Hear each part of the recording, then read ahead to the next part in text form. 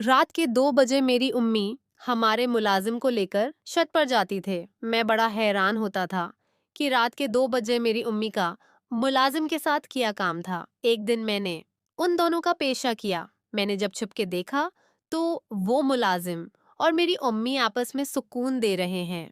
वो मुलाजिम पूरे जोश के साथ मेरी उम्मी को खुश कर रहा था और मेरी उम्मी और करने का बोल रही थी। मेरा नाम शेर जमान है। मेरी उम्र 25 साल है और मेरी अम्मी का नाम जलीखा है।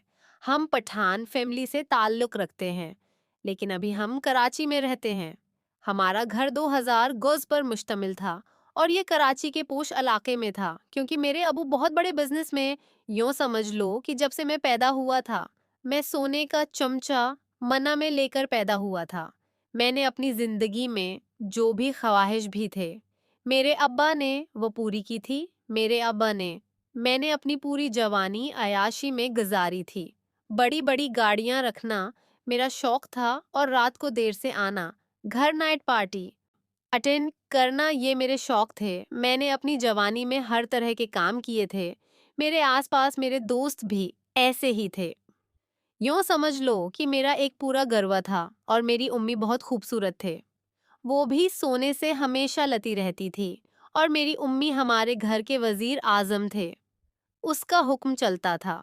हमारे घर में मजाल है कि कोई चीज मेरी उम्मी की मर्जी के बगैर हो जाए। मेरी उम्मी भी बहुत खूबसूरत थी।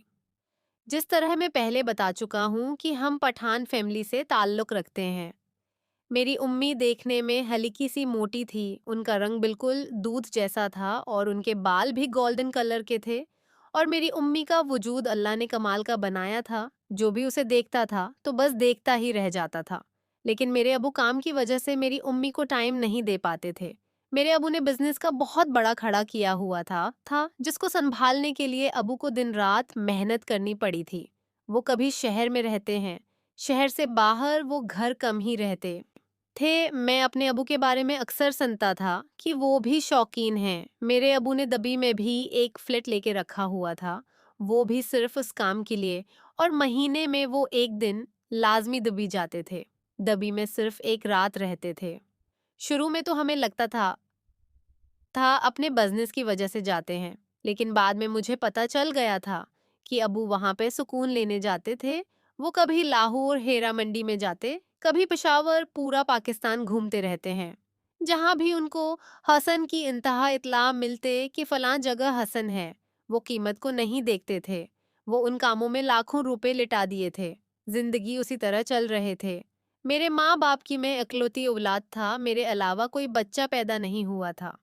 उसीलिए मैं जो भी जिद करता था, मेरे माँ बाप पूरा पूरी कर देते थे और मैं कभी कभार नाजायज ख्वाहिशात भी बता देता था। मेरे अबू डांटते थे, लेकिन बाद में वो पूरी कर देते थे। मसलन मुझे महंगी महंगी गाड़ियों का शौक था। मुझे असल का शौक था जहां भी मेरी गाड़ी जा रही हूँ, देखें, मैं रोड का खुद को मालिक समझता था। हल्का सा अब मेरी गाड़ी के आगे से कोई कट मारता या मुझे क्रॉस करने की कोशिश करता तो फोरा अपनी गाड़ी उसके आगे लगा देता, क्योंकि मैंने 4 करोड़ की गाड़ी रखी गई थी। और मेरे साथ एक 9 एम पिस्टल भी होता था, जिसका मैंने लाइसेंस बनाया हुआ था।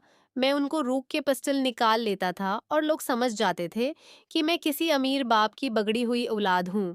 और हमेशा लोग मुझसे डरते रहते थे। मैं जब से जवान हुआ था, मैंने लोगों को डर में रखा हुआ था। मैंने कभी भी खौफ की फीलिंग को महसूस तक नहीं किया था।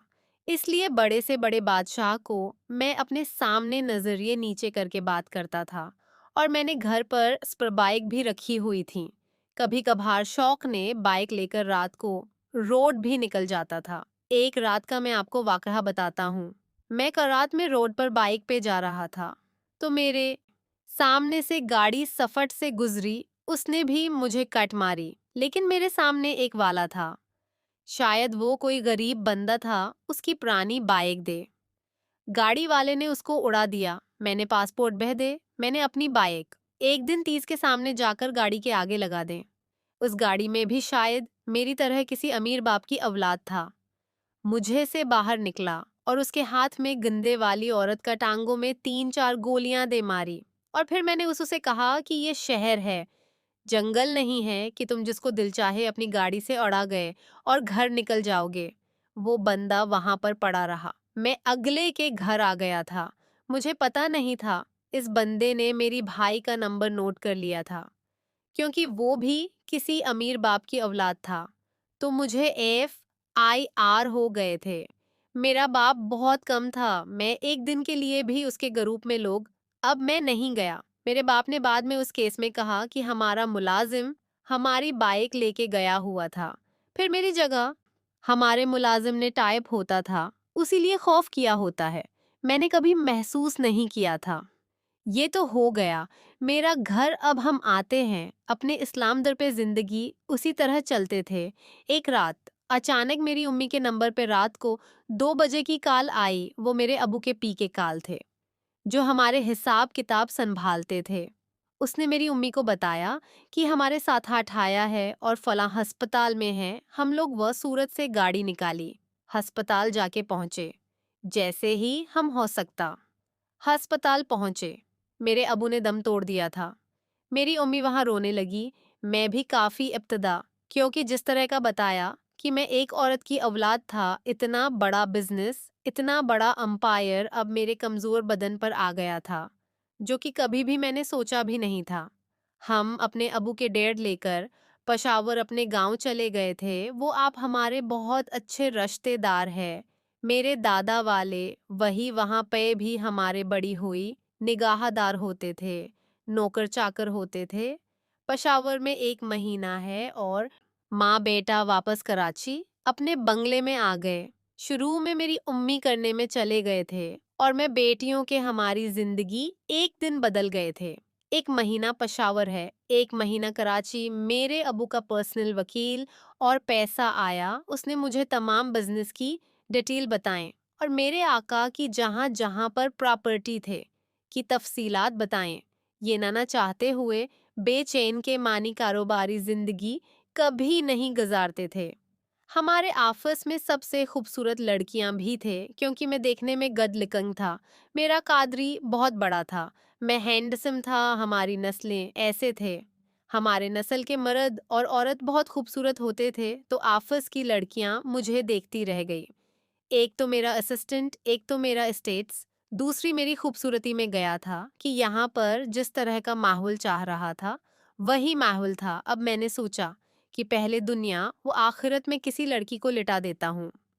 जब मेरे अबू की PA उसका नाम इमदाद हसन था, मुझे मेरा आफ्स दिखाया और फिर वहां से चला गया। फिर मेरे रूम में एक लड़की है जो कि बहुत खूबसूरत थे शायद।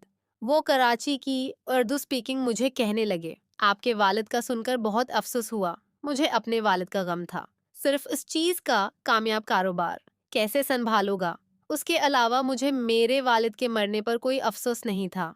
फिर मैंने इस लड़की को कहा कि तुम यहाँ पे किया, तो वो कहने लगे कि मैं भी तुम्हारे अबू के पास ले पाकिस्तान हूँ। ये लफ्ज़ का सारा काम नहीं करते थे। उसके अलावा भी मेरे अबू के 3-4 ऑफिस से, लेकिन सबसे बड़ा ऑफिस यही था। फिर मैंने कहा कि आज से समझाऊं, तुम मेरी भी पए हो, तो मैंने यहाँ ये मेरी खुशकिस्मती होगी।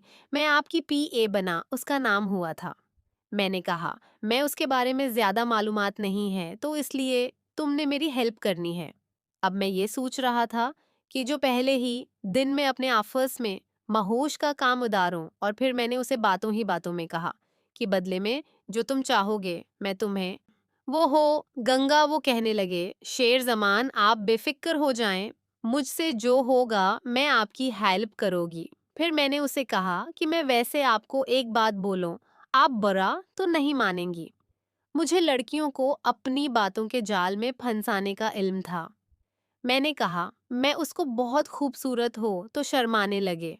कहने लगे आप भी बहुत खूबसूरत है। पर मैंने उससे पूछा मैं क्या तुम्हारी शादी हुई है, तो वो कहने लगी हाँ मेरी शादी हो गई है और 2 बच्चे भी हैं। मैंने उससे पूछा कि तुम्हारा शौहर क्या करता है। वो कहने लगे पहले वो बहुत अच्छी जॉब करता था, लेकिन आजकल इस जॉब उसकी जवाब नहीं है, तो वो घर पे बच्चे संभालता है। फिर मैंने उसे कहा कहा तुम जो इतना अच्छा कमाते हो, तो उसे जॉब करने की जरूरत भी क्या है। तो फिर वो मुस्कुराने लगे, कहने लगी 2 लाख इतनी बड़ी सजा भी नहीं होती। बस मुश्किल से गुजारा होता है। तो मैंने कहा कि उसमें क्या है, मैं तुम्हारी सैलरी बढ़ा दूंगा, लेकिन अगर तुम अच्छे परफॉर्मेंस आओगी।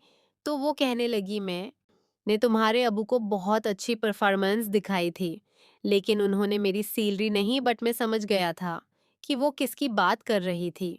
मैंने भी बोल दिया, मैंने कहा, मैं वो ही परफॉर्मेंस तुम मुझे दिखाओ। अगर तुम्हारे कारकर्दगी अच्छी लगी तो मैं तुम्हारी इस साल भी जरूर पढ़ूंगा। फिर वो कहने लगी, अच्छा वाकई। फिर मैंने कहा, हाँ को कुर्सी से नीचे उतरे, जिस तरह एक बलि चलती हैं इस तरह चल कि वो मेरे पास आई, अगर आपने ये वाला काम शुरू कर दिया। उसने स्टार्ट लॉलीपॉप से किया, मैं तो हैरान हो गया था और पागल भी आ रहा था। ये मेरी उमा ने उसको बनाया था। खैर, पर उसी को हमने आगे बढ़ाया और फिर मैंने उससे कहा कि जाओ दरवाजे को लॉक करके। फिर वो वापस गए, दरवाजे का लॉक करके। आखिर वहीं से हमें दोबारा स्टार्ट किया। मैंने आज ऑफिस के पहले दिन अपनी ख्वाहिश पूरी कर ली थी। वह भी बहुत अच्छे तरीके से महोश वाकई बहुत अच्छी कारकर्दगी दिखा रही थी। पर मैंने उससे कहा कि आपसे तुम्हारी तनख्वाह ढीला है, अगर तुम्हारे पास ऐसा ही रहे तो इन इलाकों में कर दूंगा। फिर वो भी काफी खुश हो गए थे वहां, और फिर वहां से चले गए। आज मैं जब अपने घर आया तो घर आते मुझे रात के 9 बज चुके थे। ऑफिस में मेरा पहला दिन था, उसीलिए समझने में इतना टाइम लग चुका था। मैं घर आया तो मेरी उम्मी ने मेरे लिए बहुत अच्छे अच्छे खाने बनाए हुए थे, क्योंकि वे कह रही थी कि मैं ना देना हमारे घर पे एक मुलाजिम था जो कि घर का राशन और देगर कामों के लिए था। जिससे हमें कुछ बाहर से मंगवाना हो उसका हिसाब मैं करता था, उनका नाम आता था। मैं उतर के साथ हमेशा सरगोशियों में बातें कर रही और दे दे मुझे लगता है कि शायद हमारा बहुत पुराना मुलाजिम है। जब से मेरे अबू का इंतकाल हुआ था, मेरी अम्मी से ज्यादा आटा चुकी थी। पहले तो मुझे दिल लगा जब मैं खाना खाकर सोने की तैयारी कर रहा था, तो मैं अपने कमरे में था। मेरे कमरे से हमारे सिर ये नजर आते थे। मेरे कमरे की